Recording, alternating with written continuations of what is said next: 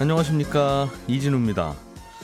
종합부동산세에 대해서 여야가 일부는 합의하고 일부는 합의하지 못한 그런 결과를 도출했습니다. 이 소식 간단하게 짚어보겠고요.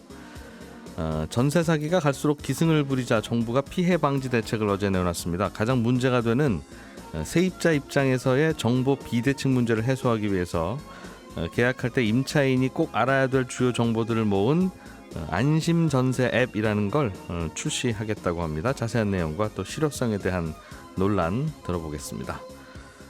서울시의 쓰레기 처리 용량이 갈수록 부족해지고 있는데요. 서울 시민의 쓰레기가 그래서 인천에 있는 수도권 매립지로 가고 있는데 이 때문에 갈등이 커지는 문제에 대해서 대책 마련이 시급해진 서울시가 새 쓰레기 소각장 후보지로 서울 마포구 상암동, 저희 방송국이 있는 곳과 가까운 곳입니다. 이곳에 시설 부지를 선정했습니다. 이 소식도 함께 전해드리겠습니다. 9월 2일 금요일 손에 잡히는 경제 바로 시작합니다.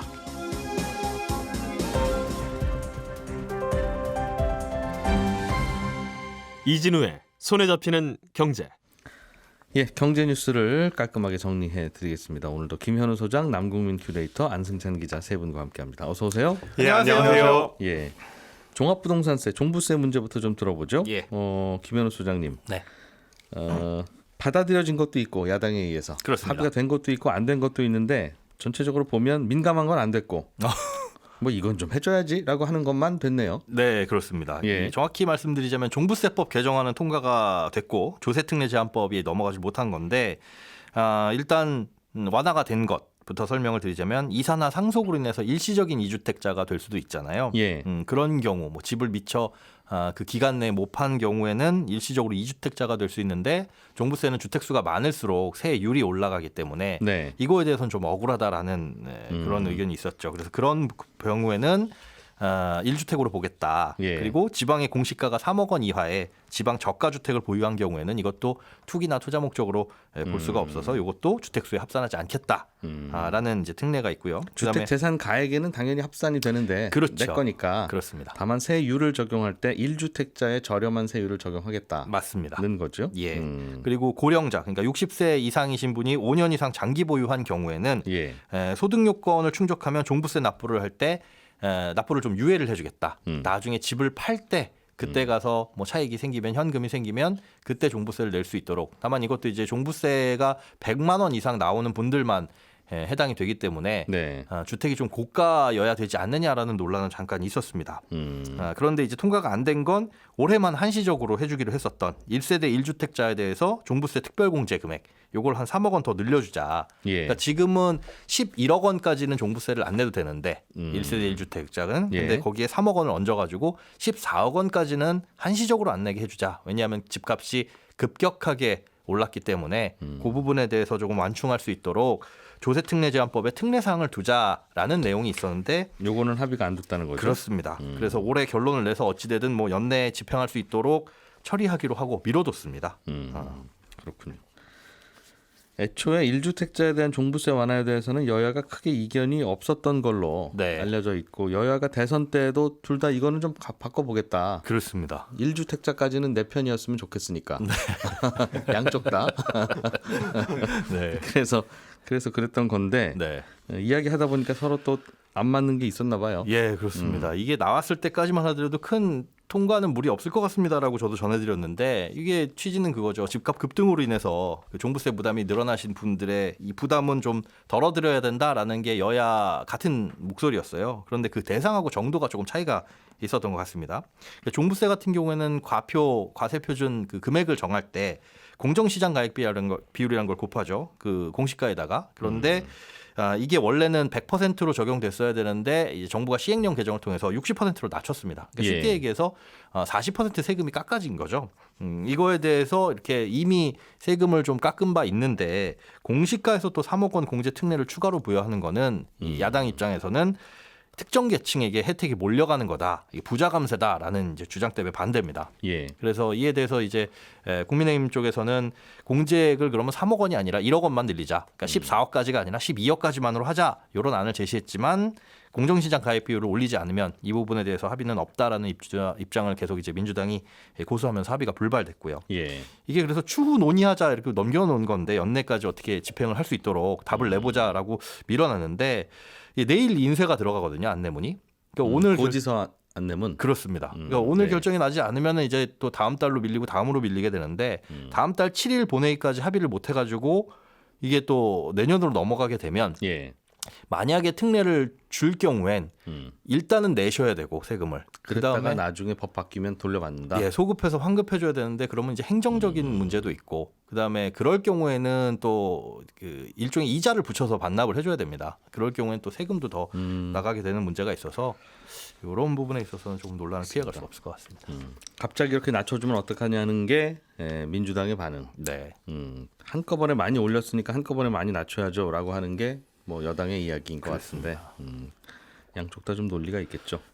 남궁민 기자님, 예. 전세 사기 문제가 요즘 시끌시끌한데 정부가 그래서 대책을 좀 내놨다고 합니다. 어떤 내용입니까? 어제 국토부가 전세 사기 피해 방지 방안 이런 걸 발표했는데 종합 대책입니다. 여러 가지 이거 막을 수 있는 거를 묶어서 낸 발표입니다. 정부는 이 전세 사기가 일어나는 핵심을 이제 임차인이랑 임대인 사이에 이제 정보 비대칭이다. 네. 그러니까 서로 갖고 있는 정보가 다르다 보니까 임차인이 이제 사기를 당하는 거다. 이렇게 본 건데요. 전세가 우리는 이제 익숙한 이제 주거 제도로 알고 있지만 이게 사실 세입자가 집주인한테 금융거래를 해주는 돈을 빌려주는 행위거든요. 그런데 우리가 돈을 빌릴 때 은행은 우리가 어떤 사람인지 그 빌리려는 사람의 채무 정보나 뭐 재산 정보 이런 걸 다 들여다 보잖아요. 담보로 맡기는 집이 얼마짜리인지도 은행은 잘 알 거고. 예. 예. 그런데 지금은 세입자는 사실상 그 집의 가치 빼고는 아무것도 임차인에 대해서 알 수 있는 게 없기 때문에 이런 정보를 제공해주겠다.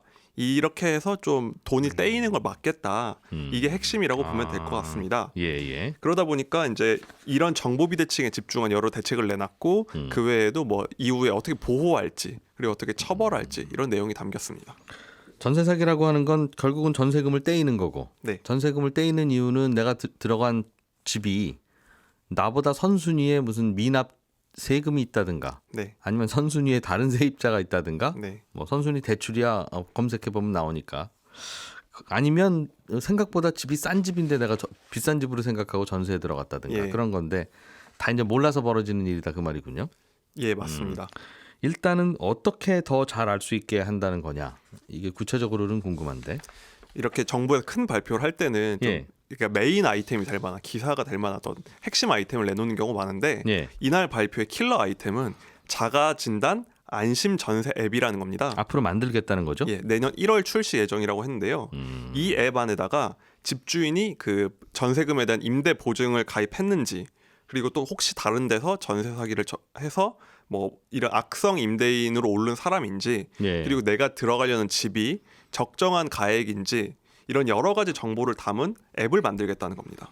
그럼 네. 지금은 예. 집주인이 임대 보증을 가입했는지 이 법적인 의문이 있는데 세입자는 알 수가 없거든요. 그냥 가입을 안 해놓고 뭐 과태료를 아니, 벌금만 내고 끝낼 수가 있기 때문에 집주인이 임대 사업자일 경우에는 가입해야 되는 경우가 많죠. 그렇습니다. 아닌 경우는 안 해도 되고. 예. 예. 근데 앞으로는 집주인이 임대 보증을 가입하면 이 앱으로 알림을 준다는 겁니다. 그럼 안 한 집이 더 많으니까 안 한 집은 속수무책인데 일단. 그렇게 되면 이제 세입자 예. 입장에서는 이거 왜 안 하셨어요? 아직 들어간 다음에도 이 연락이 없으면은 예. 이제 집주인한테 그런 걸 요구할 수가 있게 되는 거죠. 예. 그러니까 가입을 했는지 안 했는지 그냥 집주인 말만 믿는 상황보다는 예. 이런 알림을 주는 걸 만들겠고 그 통로로 이 앱을 활용하겠다는 겁니다. 예, 그렇군요. 그리고 지금 말씀하신 것처럼 집주인의 체납액이나 선순위 보증금을 알 수가 없잖아요. 그러다 보니까 알고 보니 집주인이 세금을 안 낸 게 너무 많다든지 예. 그러다 보니까 경매에 넘어간 집을 판돈을 다 떼이는 경우가 전형적인 사례거든요. 예. 그러다 보니까 근데 문제는 지금은 등기부 등본을 봐도 집주인의 체납액을 알 수가 없어요. 앞으로는 세입자가 집주인한테 그쪽 혹시 안 낸 세금이나 보증금 있냐 예. 그러니까 서류를 달라 하면 네. 반드시 줘야 합니다. 이게 좋은 대책이 될 것 같은데 느낌은 예. 문제는 계약금 주기 전에 이걸 확인해야 된다는 거잖아요. 그렇습니다. 그렇죠? 네. 그럼 계약금을 주기 전이면 생판 모르는 남이잖아요. 예, 그러니까 전 국민이 누가 세금 체납했는지를 다 알 수 있는 거잖아요, 이제. 그렇습니다. 내가 세입자로 들어갈 사람인지 네. 아니면 제가 김현우 소장의 사생활이 궁금해서 좀 알아보는 것도 되는 거라서 예. 그동안 그래서 이걸 못했던 건데 그렇습니다. 거기에 대한 대책은 없이 그냥 다시 하겠습니다. 그러면 예. 이 프라이버시 문제는 어떻게 확인을 이게 합니까? 전세 사기가 예. 하루 이틀 된 일이 아닌데도 지금까지 이렇게 이어져 온 이유 자체가 그게 이것 때문인데. 그렇습니다. 예. 그러니까 이게 집주인 세입자 한 명 한 명이 사실상 금융기관 같은 권한을 갖게 한다는 건데 네. 그렇게 되면 은행은 전문적인 금융기관이니까 그걸 관리하는 게 담보가 되지만 저도 세입자가 될 수 있고 누구나 세입자가 될 수 있는데 예. 그쪽 한번 세금 안 냈는지 봅시다가 되는 거기 때문에 물론 이게 피해를 막고자 하는 입장에서 너무 필요한 이해는 권리긴 하죠. 되는데. 예. 이해는 근데 되는데. 말씀하신 그런 문제는 좀 어떻게 해야 될 좀 더 구체적인 안이 필요할 것 같긴 합니다. 필요는 한데 답이 없으니까 그동안 못했었던 그렇습니다. 건데. 알겠습니다. 전세 사기를 당하는 여러 이유 중에 또 하나는 오늘 전세 계약해서 잔금도 치렀는데 집주인이 그날 은행에 가서 대출을 받아버리면 나는 같은 날 이사 오고 은행도 똑같은 날 대출해줬는데 그때는 항상 은행이 이기는 게 법이라면서요. 예. 그것 때문에 어떻게 그럼 이사 가는 날 집주인을 꼭 내 손 붙잡고 24시간 그 자정까지 붙잡고 있을 수도 없고. 그렇죠. 그거 어떡합니까? 그러니까 세입자가 보호받는 방법은 이 예. 확정일자 신고라는 걸 해서 그 효력이 발생을 하면 이제 이 사람은 이제 확실히 법적인 권리가 생기는 건데 그게 문제는 신고한 다음 날 0시에 법적 효력이 생기니까 그 사이에 이제 집주인이 이걸 팔거나 예. 이걸 또 담보를 잡아가지고 은행에다가 대출을 받거나 하면 음. 그냥 내가 도장 찍을 때는 내가 1번이었는데 예. 그 다음날 보니까 내가 후순위로 밀려있는 이런 사기가 생기는 겁니다. 근데 현재 제도상으로는 이걸 막을 방법이 없거든요. 예. 뭐 마음 먹고 이렇게 하는 경우도 많죠. 그래가지고 그러니까 은행은 돈 빌려주면 돈 빌려주기 하루 전날 마치 은행이 전입신고한 것처럼 그렇죠. 그런 효과가 있는 거고 예, 세입자는 전입신고한 당일날만 당일날부터 효과가 있는 거고 그렇습니다. 그러니 항상 같은 날 하면 밀리죠 세입자가. 그렇습니다. 예. 그래서 이런 지적이 옛날부터 많이 나왔는데 이거에 대한 대책을 만들어 본 겁니다. 근데 예. 항상 나오던 얘기가 그러면 확정일자 신고하자마자 예. 그때 구청에 넣자마자 권한을 주면 효력을 주면 되는 거 아니야 했는데 예. 이게 지금 법을 바꿔야 되는 문제도 있고 시스템 전체를 바꿔야 되는 문제가 있다고 해서 어제 발표해서 그거는 어렵다고 얘기를 했습니다.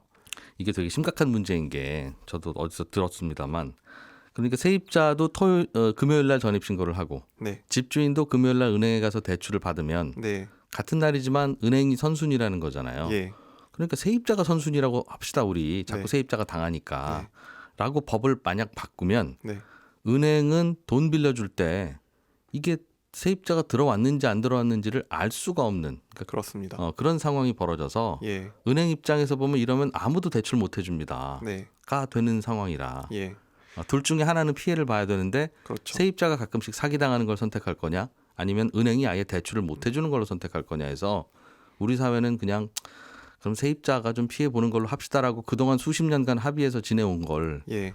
이걸 앞으로 법을 안 바꾸면 이 피해는 어떻게 막습니까? 결국은 못 막죠 또. 그래서 이 그 미봉책이 될 것 같긴 한데 대책을 내놓은 걸 보면은 이제 은행이랑 법을 바꿀 수는 없다 예. 그런 문제가 있기 때문에 그래서 대책을 내놓은 게 뭐냐면 은행에 대출을 받으러 갈 때 집주인이 이제 자기 집으로 와서 대출을 받으러 갈 때 네. 그러니까 집주인 문제는 은행이 거기에 어떤 세입자가 들어왔는지 확정일자 신고 여부를 모르는 거잖아요. 그렇죠. 그러면 앞으로는 이 임대차 시스템 그런 임대차 신고 시스템이 있는데 정부 안에 거기에 대한 금융권의 접근을 허용하겠다는 겁니다. 그런 신청이 들어왔는지 은행이 한번 볼 수 있게 하겠다는 예. 거죠. 그 창구에서 검색을 해보든지. 세입자에게 우선권을 주되 네, 은행이 최종적으로 대출을 내줄 때 세입자가 있는지 없는지를 확인한다. 여전히 우선순위 자체는 예. 은행이 먼저 있긴 한 겁니다. 왜냐하면 확정일자 효력 발생은 똑같기 때문에. 그러면 우선권이 은행에 있으면 항상 세입자 받고 전세금 받고 나서 네, 나쁜 집주인이 이제 전세금도 받고 은행 대출도 받고 연락 없이 끊어 사라지는 거잖아요. 예. 그건 결국은 또 못 막네요. 그럼. 지금 그런 문제가 또 있어가지고 예. 또 하나 추가한 대책은 뭐냐면은 이 법을 바꿀 수는 없으면 계약서를 바꿔보자. 예. 그래서 우리 임대차 표준 계약서가 있잖아요. 네. 거기다가 특약 사항으로 이제 계약을 하고 확정일자 효력 발생 사이에 예. 임차인이 혹시 뭐 대출을 받거나 매도하는 경우에 그런 행위를 하면 임대인이 임대인이 예. 그럼 이 계약을 무효로 한다는 내용을 넣자는 특약을 넣겠다는 겁니다. 그래서 어제 보면서 발표 중에서 가장 좀 허술하다 보이는 부분이 이 부분인 거죠. 그 전세금도 받고 대출도 받고 연락 끊기는 게 문제인데 예, 무효로 하는 특약이 무슨 상관이 있습니까? 그렇습니다. 전국에 지명수배를 해야 되는 상황인데. 그렇습니다. 그러니까 사기란 전세 사기가 이미 발생하는 순간부터는 예. 돌려받기가 어려워져 어려운 버리기 상황인데 때문에 절대 나쁜 짓 안 하기라는 특약을 넣는 건데 예, 그게 무슨 효과가 있겠느냐 하는 걱정이죠. 아마 사실상 그 신고 시스템 접근하고 이런 것 자체가 예. 금융권한테 너희가 좀 잘 봐라, 알아서 잘 봐라 정도의 협조 요청 수준이 아닐까 그렇게 보입니다. 알겠습니다. 또 어떤 내용이 들어 있습니까? 그리고 이제 이렇게 막는 게 가장 중요한데 일단 당하고 나면 보호가 필요한 거잖아요. 예. 근데 이게 전세 사기 당하는 경우 보통 사회 초년생들이 많기 때문에 이제 이분들 보호할 방법을 냈는데 일단은 이 피해자한테 정부가 한 1억 6천만 원 정도를 1%대 초저금리로 빌려주겠다. 네. 그러니까 일단 어디가 살집 마련할 전세금 빌려주겠다는 거죠. 그리고 이제 정부가 갖고 있는 한 1,000여 채 정도의 주택에 긴급주택 같이 해가지고 여기 잠깐 들어가 살 수 있게 해주겠다는 겁니다. 예, 뭐 예. 거의 난민 같은 느낌으로 도와주는 거고. 예. 그리고 전세 보증금 반환 보험을 들으면 그나마 좀 보호를 받을 수 있는데 네. 이 전세 사기 피해자가 보통 사회 초년생 뭐 청년들이잖아요. 그래서 돈이 많지 않다 보니까 안 드는 경우가 많아서 네. 이거에 대한 좀 보증료를 좀 지원을 해주겠다 이런 보호책을 내놨습니다. 그렇군요. 이런 걸 그 아예 작정하고 사기를 하는 분들도 있다면서요? 예. 집주인들 중에. 요즘은 뭐 거의 작전하듯이 예. 조직적으로 짜고서 뭐 중개사랑 평가사나 다 포함해서 하는 경우도 많다고 하는데 이게 문제는 전세 사기라고는 부르는데 문제가 생겨도 예. 뭐 처벌할 방법이 별로 없기 때문에 앞으로는 뭐 그래서? 이런 처벌을 어떻게 할지 좀 연구해보겠다고 합니다. 알겠습니다. 문제는 문제인데 이런 대책 저런 대책 고민을 해도 사실은 그 구멍 막기는 쉽지 않아서 예. 알겠습니다. 각자 조심할 수밖에 없는데 뭐 각자 조심이야 다 알고 하는 거니까 그렇죠. 답답은 하죠. 예. 다른 뉴스로 넘어가 보죠. 서울시가 쓰레기 소각장을 어디에 만들어야 되나 자꾸 저 경기도 쪽으로 나가면 경기도 도민들이 반발을 하고 예. 서울 안에다 하려면 할 곳이 없고 음. 고민을 하다가 결국 마포구 상암동에 결정하기로 했나 봐요. 예, 그렇습니다. 예. 이게 사실은 조금 복잡한 사연들이 있는데 배경부터 조금 먼저 설명을 드리면 서울에는 현재 쓰레기 소각장이 4곳이 운영되고 있습니다. 예. 서울에는 총 25개 구가 있잖아요. 그러니까 나머지 소각장이 없는 구들은 그 구 4곳으로 보내서 양천, 노원, 강남, 마포 이렇게 했거든요. 예. 여기다 보내서 이제 쓰레기를 소각하는데 이 4곳에서 하루에 소각할 수 있는 쓰레기 양이 2,200톤 정도 됩니다. 근데 서울에서 하루에 나오는 쓰레기 폐기물은 3,200톤. 그러니까 네. 매일 1,000톤씩 용량이 모자란다. 그래서 이 모자라는 건 뭐 어쩔 수 없이 어딘가에 버려야 되는데 예전에는 서울에서 남는 쓰레기는 다 난지도에 버렸습니다만 지금 뭐 다 공원이 돼버렸잖아요. 예. 그래서 쓰레기는 인천 서구에 있는 매립지나 경기도 김포에 있는 쓰레기 매립지로 보내서 거기다 버립니다. 예. 근데 인천하고 경기도 입장에서 왜 서울 쓰레기를 맨날 우리한테 가져와서 버리느냐. 그래서 대체 매립지를 빨리 만들자. 예. 그래서 환경부하고 이 서울시, 경기도, 뭐 인천시가 2015년에 합의를 합니다. 그래서 만들기로는 했는데 그냥 흐지부지. 그래서 지금까지 살피지 결정이 안 됐거든요. 예. 작년에 그래서 환경부가 어떤 강력한 조치를 발표했느냐.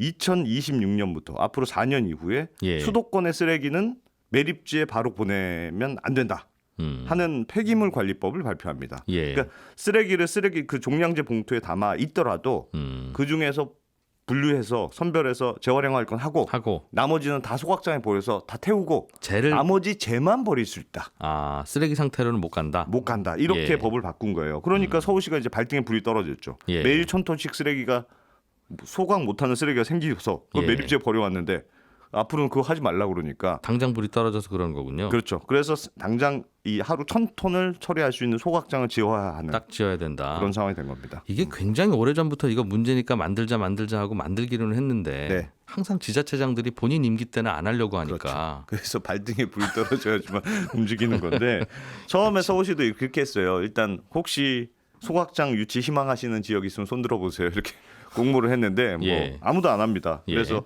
그냥 뭐 우리가 1,000억 원 들어서 도서관도 짓고 문화시설도 만들어줄게. 예. 뭐 아니면 연간 100억 원씩 주민들 지원기금도 마련해줄게. 여러 가지 공약을 냈을 때 아무도 지원 안 하거든요. 그래서 서울시가 그냥 우리가 입지 선정위원회를 만들어서 직접 선택하겠다. 예, 위원회에서. 위원회에서 그래서 예. 거기 뭐 서울시 공무원들하고 전문가도 들어가고 하는데 여기서 서울에 있는 적정한 지역을 다 고사해서 5곳의 후보 지역으로 압축을 하거든요. 네. 근데 이 선정위원회가 5곳을 공개를 안 했어요. 비밀리에 선정을 했습니다. 후보 검토를 했어요. 소각장 지을 만한 빈 공터 5곳을. 그렇습니다. 예. 근데 당시에는 어떤 여론이 많았냐면 그래도 기존의 4곳 양천, 노원, 강남, 마포는 예. 기존에 있으니까 여기는 안 될 거다. 아하. 그러니까 예. 새로운 지역을 선택할 거다. 그래서 하나씩은 있으니까 이미. 그렇죠. 그때 예. 강동구의 고덕 지역이 유력할 거라는 얘기가 파다했어요. 그래서 강동구청장은 만약에 우리가 되면 나 삭발하겠다 이러고 굉장히 반발하고 그랬단 말이에요. 근데 예. 이 입지 선정위원회가 마침 뚜껑을 열고 입지를 발표했는데 그게 마포구 상암동 기존의 마포구 소각장이 있는 바로 옆에다가 짓겠다. 네. 이렇게 발표를 한 거예요. 그러니까 마포구 갑자기 난리가 났죠. 우린 이미 하나 있는데 왜 우리 또- 하나 있는데 왜 우리 나머지 구들은 뭐 하냐? 우리가 왜 또 짓어야 되느냐? 예, 강동구는 계획을 하나도 철회해라. 없는데 그렇습니다. 계획을 철회해라 이렇게 요구하고 나선 거죠. 서울시의 거기에 대한 설명은 뭡니까? 그러니까 서울시 설명은 이렇습니다. 그러니까 지금도 이 후보지를 비교해 봤더니 예. 이 마포구 상암동 이 지역이 지금도 300m 인근에는 주거 가구가 없다. 예. 그 공원 예전 난지도 있던 노을공원, 하늘공원인 사이에 있거든요. 제일 적당하다. 그렇습니다. 게다가 이제 토지도 거기에는 서울시가 소유한 부지여서 토지 예. 수용할 때 생기는 그런 문제도 없고 그래서 이제 가장 높은 점수를 받았다. 예. 이렇게 설명하고 있습니다만 나머지 지역이 어딘지를 밝히고 있지는 않기 때문에 여전히 좀 논란은 있고 서울시 입장은 뭐 그래도 이거 혐오 시설로 안 만들고 네. 땅 속으로 넣어서 그 위에 뭐 문화 시설도 만들고 이 굴뚝은 전망대로 만들어서 관광 시설로 만들어 보겠다. 예. 뭐 이렇게 밝히고는 있습니다만 또 마포구 입장에서 제일 신경 쓰는 게 미세먼지, 오염물질 이런 거잖아요. 예. 또 배기가스는 뭐 법적 기준보다 10배 이상 강화할 때 걱정하지 말라고 하긴 하는데 뭐 불만은 좀 있을 수밖에 없겠죠. 저렇게 지하에서 다 해결할 수 있고 굴뚝 하나만 뽑으면 되면 서울시 앞 광장에서 해라 이제 이런 얘기 나오겠군요. 그렇습니다. 앞으로 계속 이런 문제 불거질 텐데. 앞으로 계속 불거질 것 같아요. 왜냐하면 예. 이 지금 기존 마포구에 있던 기존 소각장도 2035년에 철거하기로 돼 있거든요. 네. 그럼 또 부족할 거 아니겠어요. 그러면 또 어딘가를 선정해야 되는데 반발을 고려해서 지금 서울시의 입장은 기존에 있는 4곳 양천, 노원, 강남, 마포를 조금 더 확장해서 예. 용량을 늘리는 방법으로 하겠다. 뭐 이런 입장인데 그 지역들 입장에서는 왜 우리 지역에서 또 해야 또 되느냐. 하느냐. 그런 쓰레기 문제는 뭐 쉽지가 않은 것 같습니다. 또 35년에 철거하기로 결정했습니다라면 또 그 발표 믿고 그 동네 집 사는 분들도 있을 텐데 예. 그쯤 돼 가서 한 10년 더 씁시다 그러면 또 반발이죠. 그렇죠. 이게 또 게다가 어디를 선정하려면 입지선정위원회를 만들어야 되는데 예. 법상 기존 설비를 30% 이내 확충하는 건 특별 추가 지정이 필요 없거든요. 그러니까 서울시 입장에서 굉장히 간편한 선택이긴 해요. 근데 지역 입장에서는 불편한 예. 선택이기도 하고 그렇습니다. 예, 저는 11시 5분에 이어지는 손에 잡히는 경제 플러스에서 또 인사드리러 오죠. 이진우였습니다. 고맙습니다.